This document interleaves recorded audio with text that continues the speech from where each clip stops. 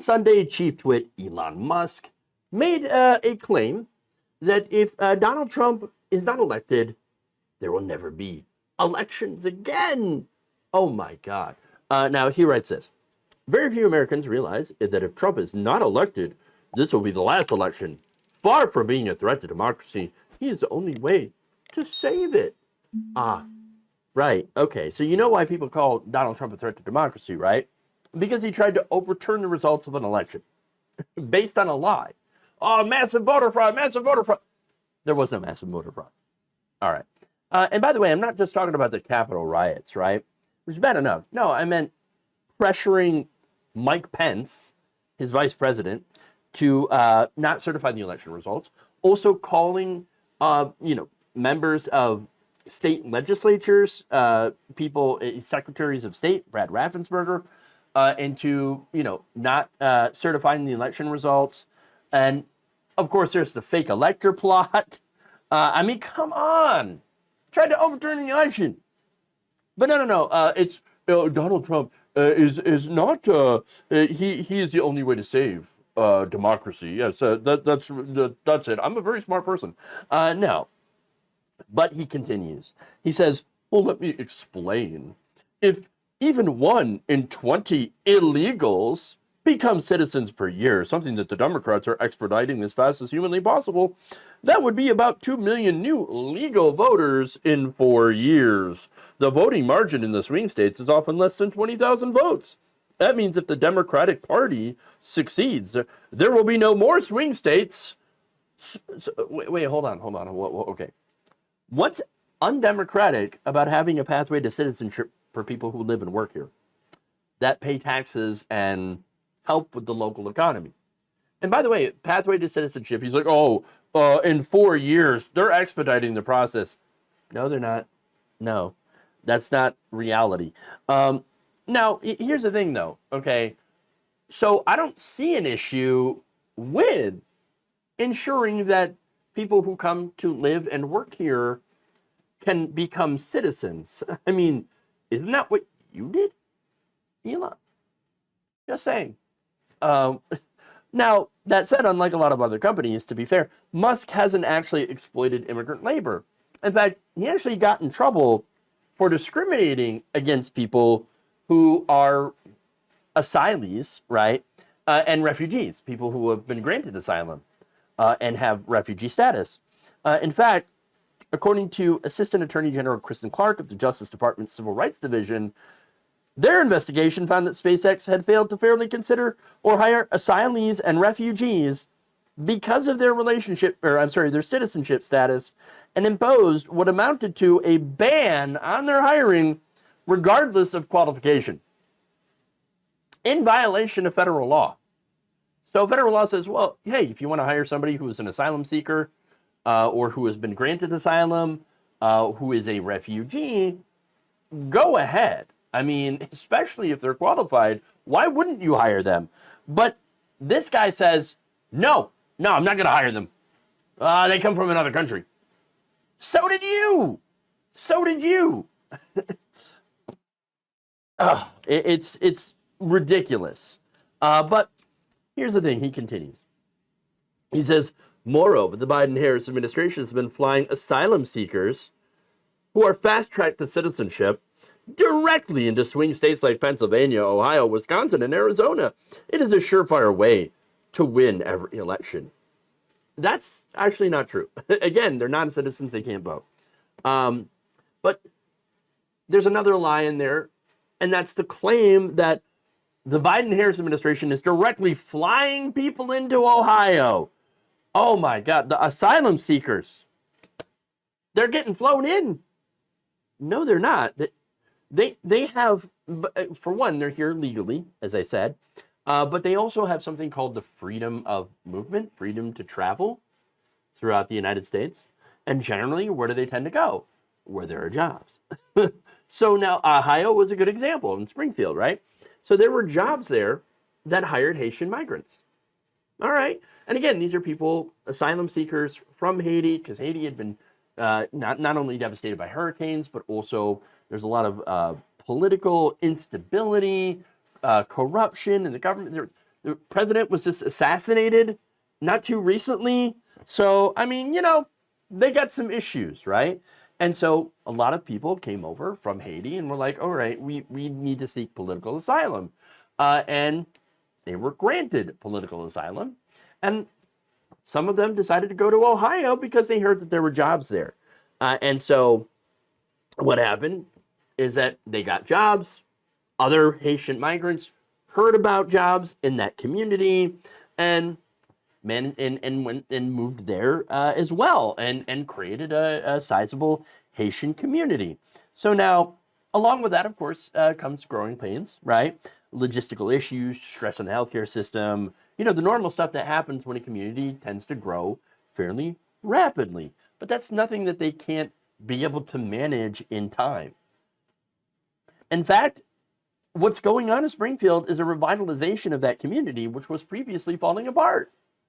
Now they've got more tax revenue to work with. Now they're able to expand. Now there are homes being built in that area. And so you got to look at it, though, why they're complaining. Well, there's only one reason. There's only one reason why people are complaining. And that's because of racism. Now, that said, Musk then goes into conspiracy theories, claiming that, quote, once this happens, America becomes a one-party state and democracy is over. The only elections will be Democratic Party primaries. This already happened in California many years ago, following the 1986 amnesty.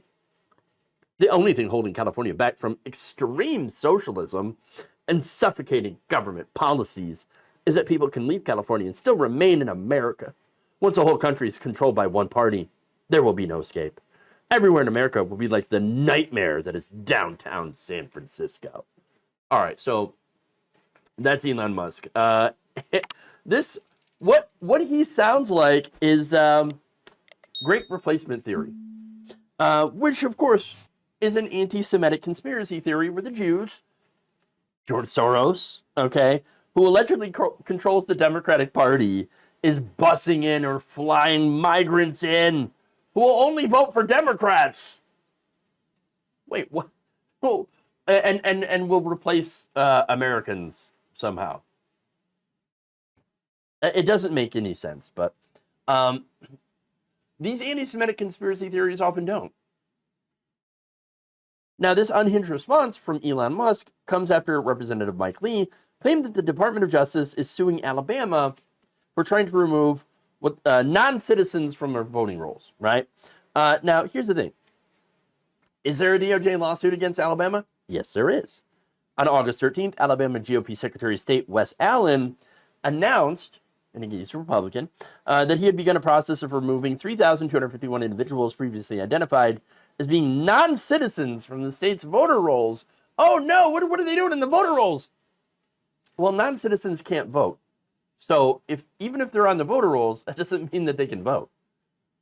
Not only that, but Allen did admit that some of the people on that list have since become naturalized citizens who do have the ability to vote. Oops. Look, here's the thing. Exhaustive studies from both left and right-wing right-wing think tanks have found only a tiny number of examples of non-citizens voting in elections where they're ineligible to vote. Nonpartisan election law experts say that it's almost always caught when it does happen, and that it's not a widespread problem in our elections. So that's the reality, right? Now, Musk looks at reality and is like, I don't believe it. Yeah, well, yeah, you wouldn't, because you're a moron. I said it. Look, this is not about keeping non-citizens on the rolls, that lawsuit, okay? They already can't vote, so being on the list that doesn't really do anything for them, okay? No, what the DOJ is suing Alabama for is breaking election law. Yes, Alabama is breaking the law, specifically the National Voter Registration Act, which states clearly that you cannot do a voter purge within 90 days of an election. August 31st was in 90 days of the election, okay? So now the attorneys for the DOJ wrote in their lawsuit, quote, while more than 700 individuals impacted by the program have since re-registered and returned to active status in the state's voter registration records, meaning they were eligible to vote, potentially several hundred or even thousands more registered eligible voters from the list, U.S. citizens remain in inactive status, stand to be harmed, and risk disenfranchisement just weeks before the upcoming federal election. The state's unlawful actions here have confused and deterred U.S. citizens who are fully eligible to vote, the very scenario that Congress tried to prevent when it enacted the quiet period provision.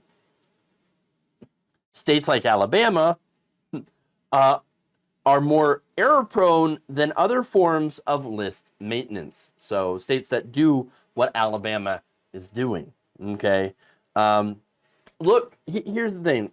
What you have are anti-Semitic conspiracy theories, okay, as well as voter suppression, trying to kick people off the rolls right before an election. Very clear that you can't do that, but they're trying to do it anyway. And trying to claim, oh, see, you're just trying to get rid of the non-citizens who couldn't vote anyway off the lists. Look, this guy, I mean, it's very clear why he's doing it, because he wants Republicans to win, right? Why does he want Republicans to win? Well, I would originally think, oh, okay, it's because he's a billionaire, he doesn't want to get taxed. But I think it's a little bit more complicated than that. I do think that Elon Musk has bought in to all the stuff that he sees online, okay? But you know why? Because he is dumb enough to fall for it. The guy spends all day on the internet, okay? He was supposed to be running companies, but he's got other people to do that. So he spends pretty much all day on Twitter, his own website, reading right-wing garbage. That's it. He has fallen for it, hook, line, and sinker, because he is a naturally dumb person. Oh, what are you talking about? Elon Musk is so smart, you're just jealous. No, he's a legitimately dumb person, and I feel sorry for him in that way. Going through life being that stupid and nobody having the balls to be able to tell you that you're stupid, okay? He can't handle the criticism, by the way, of people rightly pointing out that he is one of the dumbest motherfuckers on the planet, okay? He is. That's why he keeps trying to leave it, all right? But seriously, he is not a smart person. He is not an inventor. He's not a savior of humanity. No, this is a guy who had a lot of money, okay? He immigrated from South Africa. Parents owned a diamond mine, or no, I'm sorry, emerald mine. Be fair, it's an emerald mine. Still a lot of money in that. Gets all of this money, has all of this money in the family, and then it gets, into tech and buys up these companies. He didn't invent a damn thing. He is a vulture capitalist. That's all he is. Going up and buying up companies and then claiming credit for it. He doesn't like it when people point that out, by the way. And that's why he gets so mad. That's why he loves censorship on his own website. I know. Now, what are you talking about? Free speech site? No, there's more censorship. It's just censorship of people that he doesn't like. Like, for example, journalist Ken Klippenstein. That's who he is, all right? Now, he has fallen down these right-wing pipelines and is just now repeating just absolute garbage. Again, Musk wasn't very smart to begin with, but he's been really showing his ass lately, okay? And it's no wonder why X has, the value of that company has fallen by 79% since he took over. Why advertisers have run from the hills. It's 4chan, it's Gab, it's all these right-wing garbage websites, social media sites, run now by the world's most wealthiest idiot. Thank you for watching. If you enjoyed this video, please like, share, subscribe, hit the bell icon in order to get notified whenever a new video is released. And if you want to support independent, progressive media through this difficult time where it seems like everybody is shutting down, you can become a member on our YouTube page, you can become a subscriber on Facebook, or you can go to my Patreon.